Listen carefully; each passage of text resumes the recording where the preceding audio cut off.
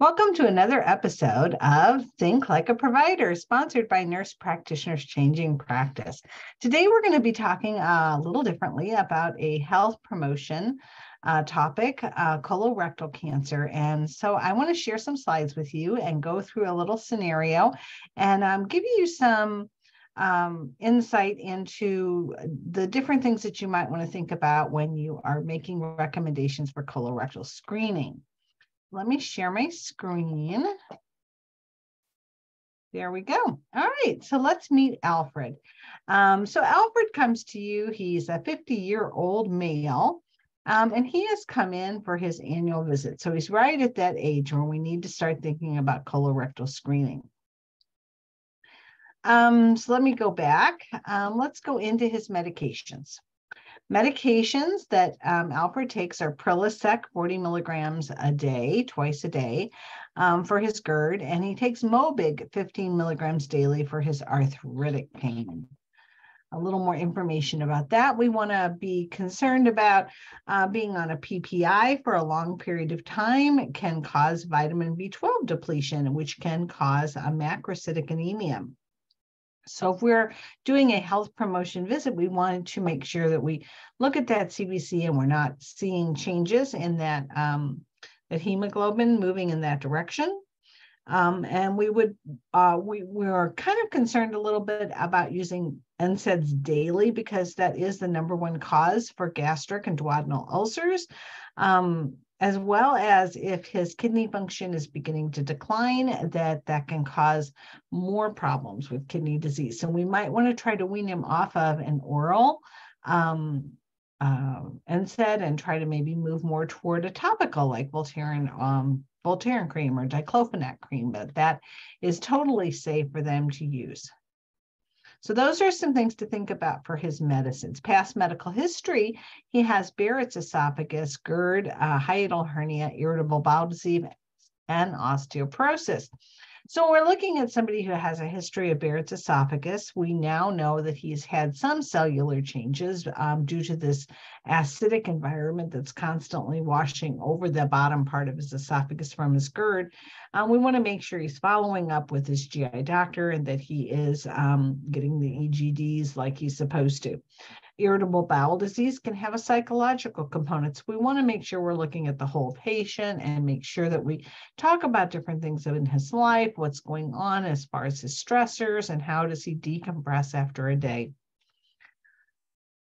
Immunizations, he's up to date. He is due for his annual flu shot. I always direct people to go to the CDC. We've all had that patient that is hesitant to get a flu shot because they'll tell us that every time they take the flu shot, they get the flu. So think about your responses and how you would direct him. We're also seeing a lot more resistance with the COVID vaccines, especially with repeated ones. So we need to think that through and have our resources handy that we want to be able to give, or handouts we want to give our patients to help educate them better on how they can help to protect themselves. Screenings.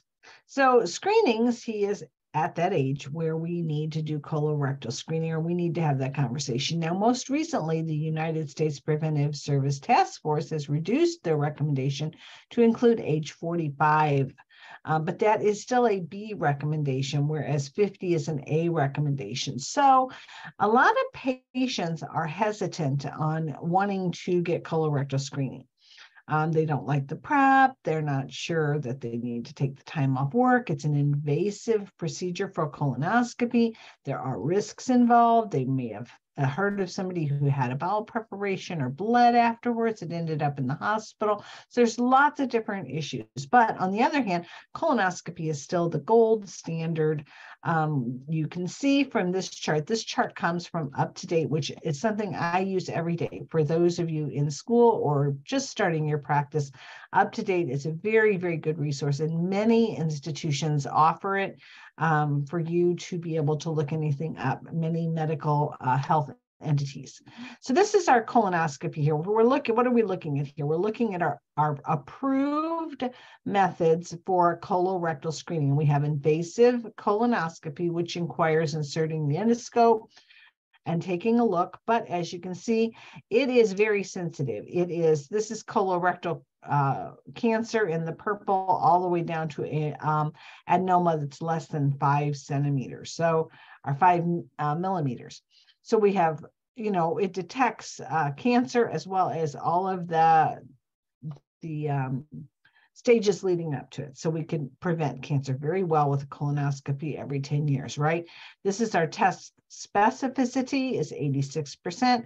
And this is the cancer deaths averted per 1,000, so 22 to 24.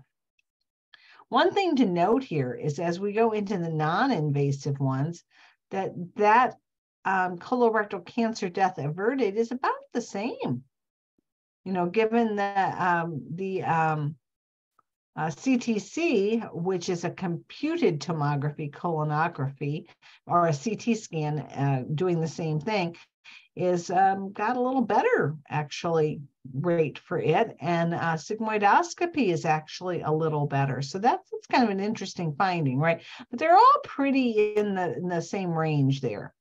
Going to our next test, this is our FIT test, and there's a lot of, and we're going to talk about this in just a minute. There's a lot of push for the FIT test every year as being very, very good. And as you can see, it is pretty sensitive at determining if you have colorectal cancer, as well as the CTC or the GUAC for fecal occult blood test versus the FIT DNA. This one is known as Cologuard. So all of these are pretty. Cologuard is 92.3, so almost as sensitive as a colonoscopy. Okay, and this one they're just going to have to give a stool specimen and send it off to a lab, right? And then here is the next where we're getting an adenoma that is greater than 10 is here, right? And then you can see that's come way down from our colonoscopy. And here's them when they're getting smaller and smaller, not as sensitive, right? So looking at this chart, I would say this is our best option, right? Our next best option could be this. And then would probably be our Cologuard right here, and then our FIT test. So the question becomes, why are health management or practices recommending the FIT test over the Cologuard? And actually, I had an eye-opening experience with this when I learned that if you test positive for a FIT test, and this is one of our biggest issues, and I guess the biggest point to take home, if you have a patient that tests positive for a non-invasive test, they have to then have a colonoscopy.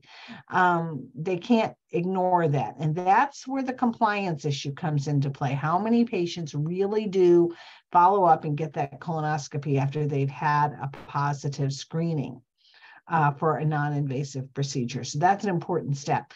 The other thing is, once they test positive, if they test positive for the FIT, the colonoscopy can then still be done as a screening colonoscopy. And this is the big difference here that I want you to take note of.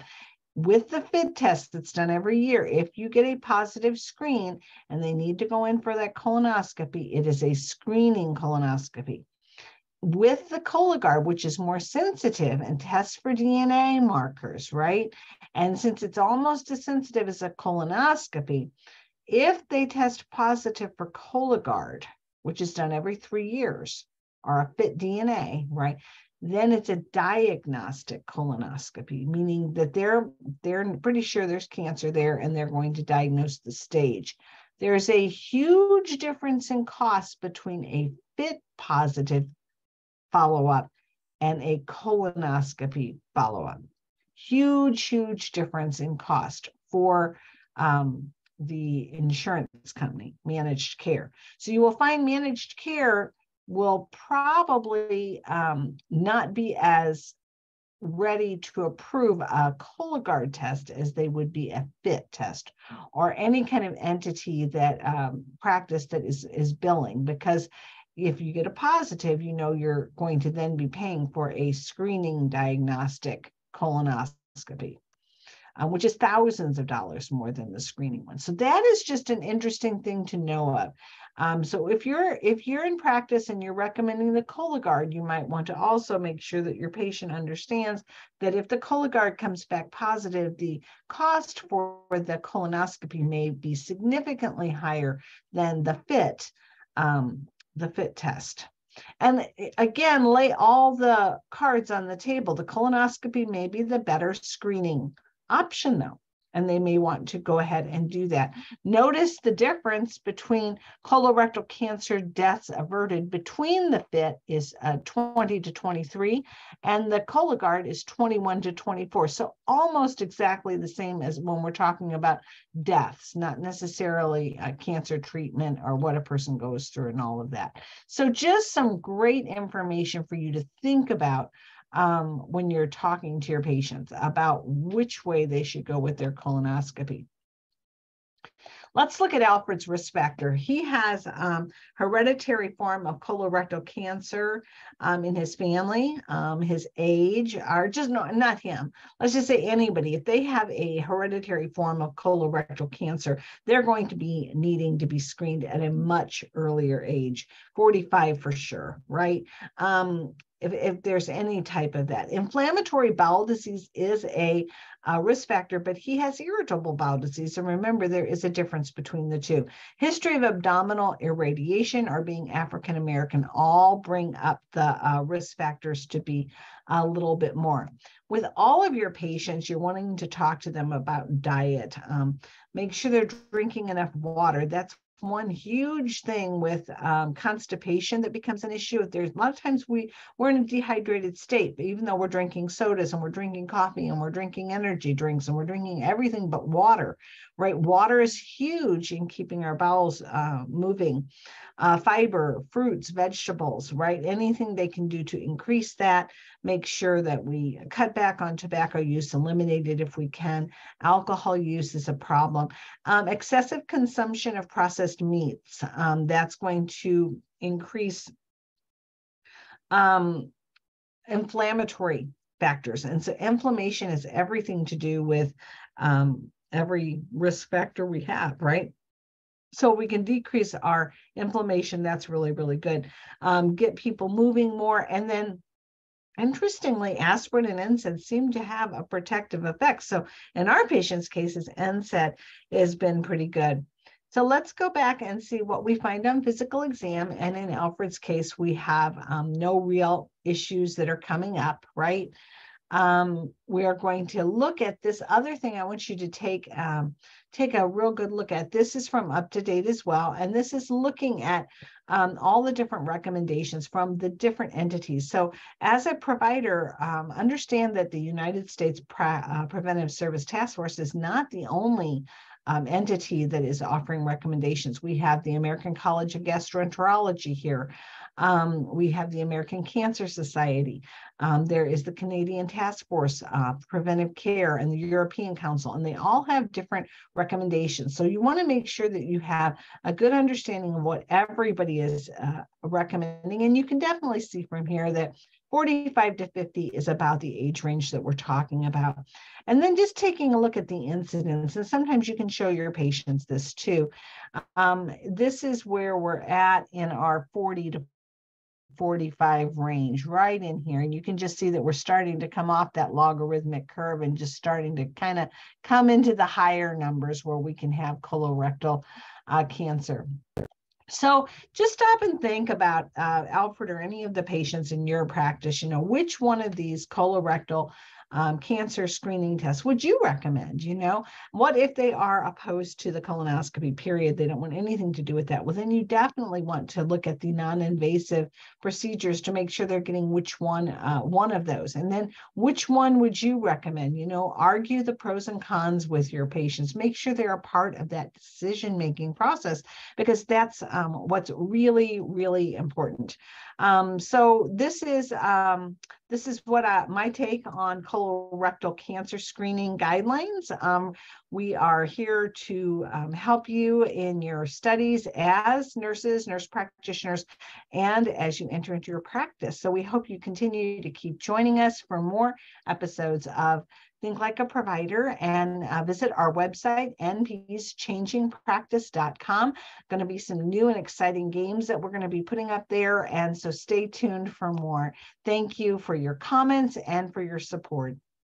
Bye.